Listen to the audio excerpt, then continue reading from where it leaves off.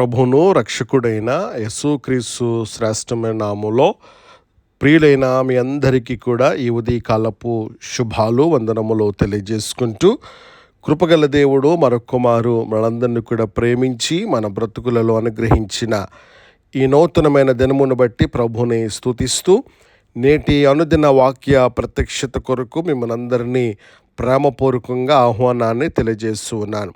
రండి, పరిశుద్ధ గ్రంథమైన బైబిల్ నుండి ఎజ్రా గ్రంథం 8వ అధ్యాయం 23వ వచన భాగంలో దేవుని వాక్యం ఈ రీతిగా సెలవిస్తూ ఉంది.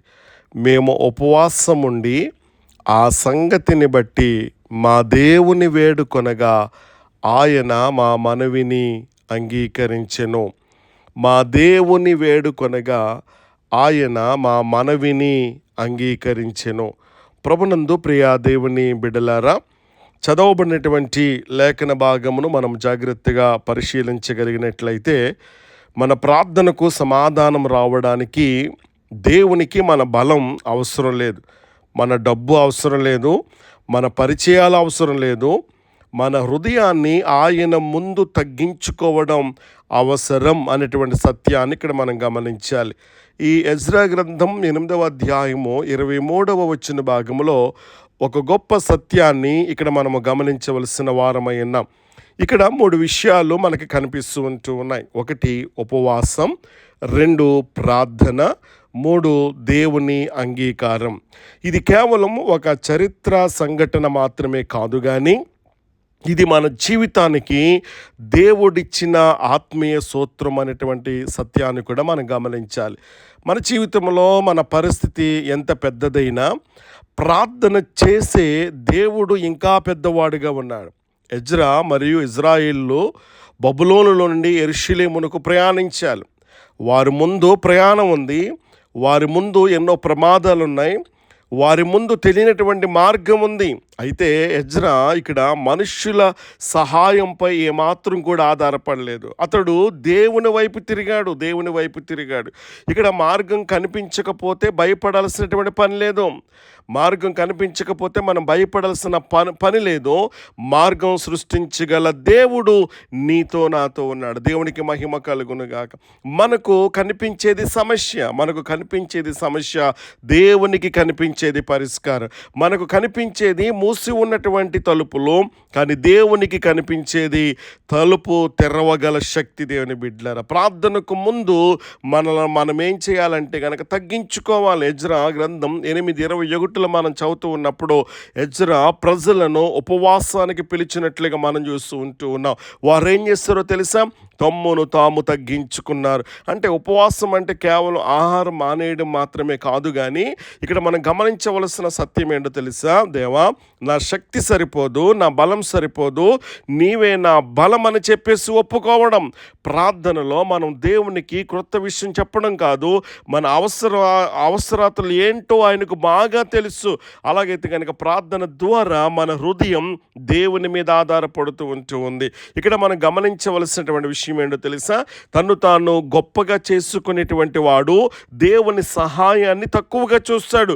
తను తాను తగ్గించుకునేటువంటి వాడు దేవుని శక్తిని గొప్పగా చూస్తాడు. అందుకని యాకోబు 4వ అధ్యాయం 10వ వచనంలో మనం చదివితే, ప్రభువు దృష్టికి మిమ్మల్ని మీరు తగ్గించుకోండి, అప్పుడు ఆయన మిమ్మలను హెచ్చించును అని దేవుని వాక్యములో మనం చదువుతూ ఉంటున్నాం. అంత మాత్రమే కాదు, ఇక్కడ మనం చదువుకున్నటువంటి లేఖన భాగములు మనము గమనిస్తూ ఉన్నప్పుడు మా మనవిని అంగీకరించెను అనే మాట మనం ఇక్కడ గమనిస్తూ ఉన్నాం. ఎంత గొప్ప మాట! ఎజ్రా ఇలా చెప్పలేదు, మేము ప్రార్థించాము చూద్దాం ఏమవుతుందో అని చెప్పలేదు. అతడు విశ్వాసముతో చెబుతున్న మాట ఏంటో తెలుసా? ఆయన మా మనవిని అంగీకరించను. అంటే దేవుడు వారి ప్రార్థనను విన్నాడు. ప్రార్థన చేసిన వెంటనే పరిస్థితి మారకపోయినా దేవుడు వినలేదని కాదు సుమా. గమనిస్తూ ఉన్నారా? వింటున్నారా? కొన్నిసార్లు దేవుడు వెంటనే సమాధానం ఇస్తాడు, కొన్నిసార్లు వేచి ఉండమంటాడు, కొన్నిసార్లు మనకు కావలసిన దానికి బదులు మనకు అవసరమైన దాన్ని ఇస్తాడు. కానీ దేవుని సన్నిధిలో చేసినటువంటి నిజమైన ప్రార్థన ఎప్పుడూ కూడా వృధా కాదు. దేవుని అంగీకారం వచ్చినప్పుడు ప్రయాణం కూడా ఏమవుద్దో తెలుసా? భద్రంగా ఉంటుంది. ఎజ్రా 8:22 మనం చదువుతూ ఉన్నప్పుడు మా దేవుని హస్తము ఆయనను వెదుకు వారందరి మీద ఉన్నదని చెప్పేసి దేవుని యొక్క వాక్యంలో మనం ఉంటూ ఉన్నాం. అలాగైతే కనుక ఈ దినపు యొక్క వాగ్దాన ప్రకారంగా కృపగల దేవుడు మనతో మాట్లాడుతున్న మాట, నిజమైనటువంటి ప్రార్థనలో 3 విషయాలు ఖచ్చితంగా ఉండాలి. ఒకటేంటో తెలుసా? వినయము. అంటే దేవా నాకు అన్నీ తెలియవు, నీవు సమస్తమును బోధించగలిగినటువంటి దేవుడవు, నీవు సర్వజ్ఞానము కలిగిన వాడు అని చెప్పేసి వినయమైనటువంటి మనస్సుతో మనము తగ్గించుకోవలసిన వారమైన. రెండవది దేవుని మీద ఆధారపడటం. దేవా నీవు లేకపోతే నేనేమి చేయలేను, కనుక నీవే నా ఆధారం అని చెప్పేసి మన స్వబుద్ధిని ఎంత మాత్రమును ఆధారము చేసుకోకుండా మన పూర్ణ హృదయముతో దేవుని మీద మనం ఆధారపడాలా. మూడవది విశ్వాసం కలిగి ఉండాలి. దేవా నీవు చేయగలవని నేను నమ్ముతున్నాను అని చెప్పేసి మనం నమ్మగలిగినట్లయితే మన పరిస్థితులను మార్చగలిగినటువంటి దేవుడు. ఈరోజు నీ పరిస్థితి దేవుని కంటే పెద్దది కాదు. కొంతమంది ఈరోజు ఇలా అనుకుంటూ ఉన్నారేమో, నా సమస్య చాలా పెద్దది, కానీ నేను చెప్పేది ఏంటో తెలుసా? నీ సమస్య ఎంత పెద్దదైనప్పటికీ కూడా నీ దేవుడు దానికంటే గొప్పవాడు. ఎర్ర సముద్రం ముందు మోషే నిలవబడ్డాడు.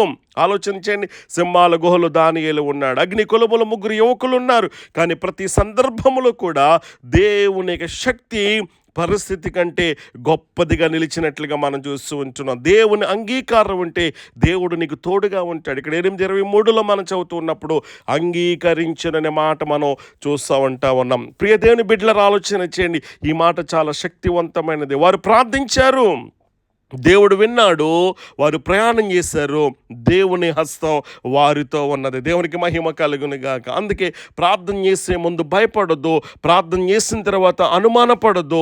ప్రార్థనలో దేవునిపై నీవు ఆధారపడటం నేర్చుకోగినట్లయితే అద్భుతమైన రీతిలో ప్రభునికి సహాయం చేయడానికి ఇష్టపడుతుంది. నీ కుటుంబం కోసం ప్రార్థించు.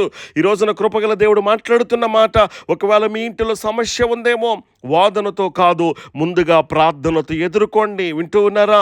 పిల్లల విషయంలో భయపడితే ముందుగా దేవుని సందులో మోకరిల్లండి. భవిష్యత్తును కూర్చున్నటువంటి ఆందోళన ఉంటే దేవుని యొక్క వాగ్దానాన్ని గట్టిగా పట్టుకోండి. కుటుంబానికి దేవుడు ఒక అద్భుతమైన మాట చెబుతూ ఉన్నాడు. మన ఇంటి మీద దేవుని హస్తం ఉండాలి, మన పిల్లల మీద దేవుని హస్తం ఉండాలి, మన ప్రయాణాల మీద దేవుని హస్తం ఉండాలి, మన పరిచర్య మీద దేవుని హస్తం ఉండాలి. అలా దేవుని హస్తం ఉన్నప్పుడు అద్భుతమైన రీతిలో గొప్ప కార్యాలు దేవుడు మన పట్ల చేయటానికి ఆయన ఇష్టపడుతూ ఉన్నాడు. అలాగైతే కనుక ఈ రోజున మనం ఒక విషయాన్ని నిర్ణయించుకోవాలి. నా సమస్యను చూస్తే నేను భయపడను, నా దేవుని చూచి విశ్వసిస్తాను. గమనిస్తూ ఉన్నారా? వినండి నా దేవుని బిడ్డలారా, భయపడుతున్నారేమో, ఆందోళన ఉన్నారేమో, కలవరపడుతూ ఉన్నారేమో, ఈ రోజున కృపగల దేవుడు నీతోనే మాట్లాడుతూ ఉన్నాడు.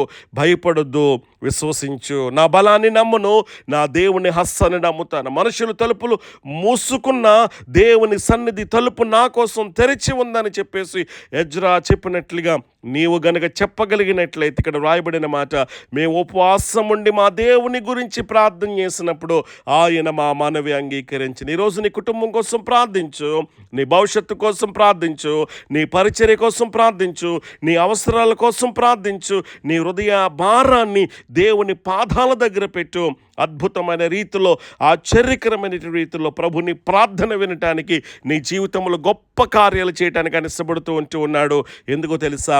నీవు ప్రార్థిస్తే నీ ప్రార్థన వినే దేవుడు ఆయన. నీవు కన్నీళ్లతో పిలిస్తే కనుక స్పందించే దేవుడు. నీవు ఆయన మీద ఆధారపడితే దేవుడు నీ చెయ్యి ఎప్పుడు కూడా విడిచిపెట్టే దేవుడు కాదు. నీ ప్రార్థనను విని, నీ మనవిని అంగీకరించి తన హస్తముతో నిన్ను నడిపించే దేవుడు నీతో ఉన్నాడు. గమనించిన ప్రియ దేవుని బిడ్డలారా, అందుకే మనము భయపడాల్సిన పని లేదు. అలాగైతే కనుక ఈ రోజున ఈ రీతిగా నీవు ప్రార్థించగలవా? ప్రభువా, నీవు ప్రార్థన అంగీకరించే దేవుడువు, నా ప్రార్థనను ఆలకించు.